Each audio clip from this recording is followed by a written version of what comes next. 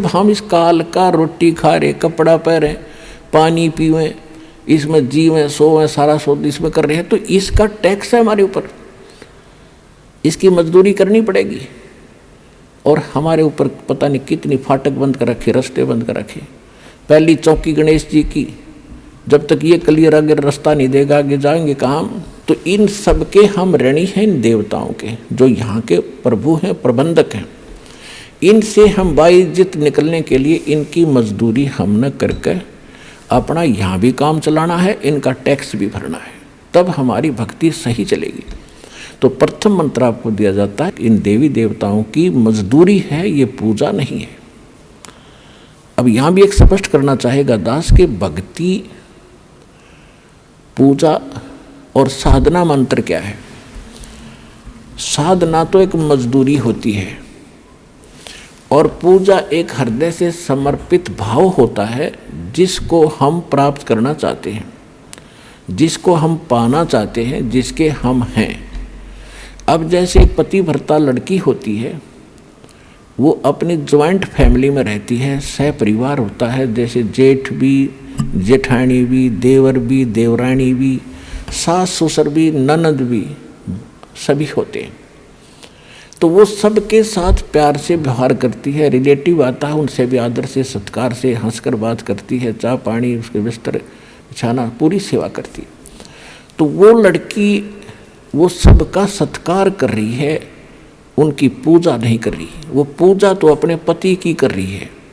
जो पति वाला भाव है वो अन्य में नहीं हो सकता उसका, लेकिन सत्कार सभी का करती है। तो इसी प्रकार जो ब्रह्मा, विष्णु, महेश, गणेश, दुर्गा, ये जितने भी यहाँ के प्रबंधक हैं, ये हमारे एक परिवार है अपना, और इस परिवार में हमने सबका यथोचित आदर करना, सत्कार करना एक शिष्टाचार है।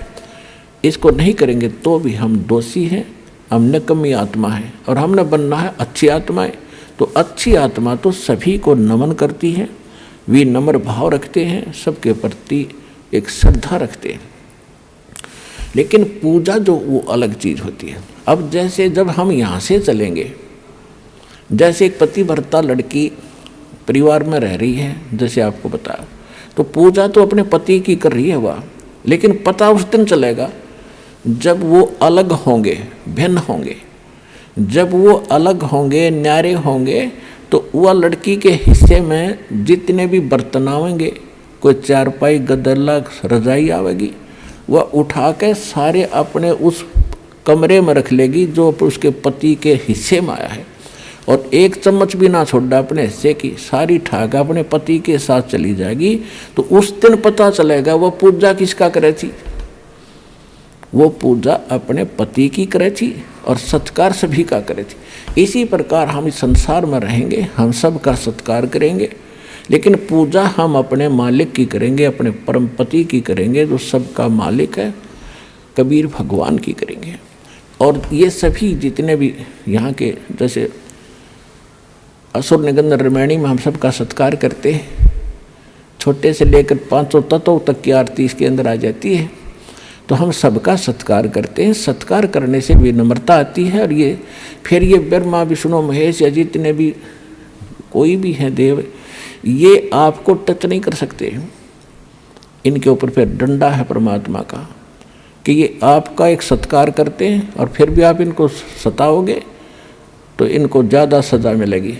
ये जो आपको विधि बता रखी, ये आपके प्रोटेक्शन के लिए है, भगवान का विधान बनाए रखने के लिए है, और आपको इस संसार रूपी सागर से पार होने के लिए सफ़र में सहयोगी रहेंगे, आपका प्रोटेक्शन करेंगे ये देवता।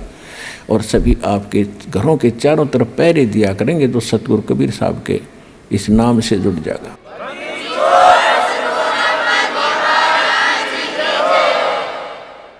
क्योंकि जैसे कोई प्रधानमंत्री या राष्ट्रपति का कोई नुमाइंदा है, कहीं शहर में रह रहा है, तो उसकी सुरक्षा और उसकी इज्जत की रक्षा, धन की रक्षा करना वहाँ के मुख्यमंत्री की जिम्मेवारी होती है।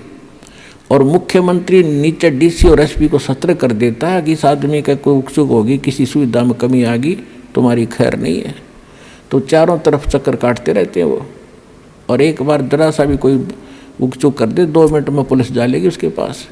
तो इसी प्रकार आप उस परम पिता के नुमाइंदे बच्चे हो जाओगे जिस दिन से आप सतलोक आश्रम बरवाला जिला हिसार हरियाणा से जुड़ जाओगे। आपकी सुरक्षा के लिए वहाँ ऐसे खड़े रहा करेंगे, देवी देवता चारों तरफ घूमया करेंगे आपके, कि देखो भूत प्रेत आके बकवाद ना कर दे।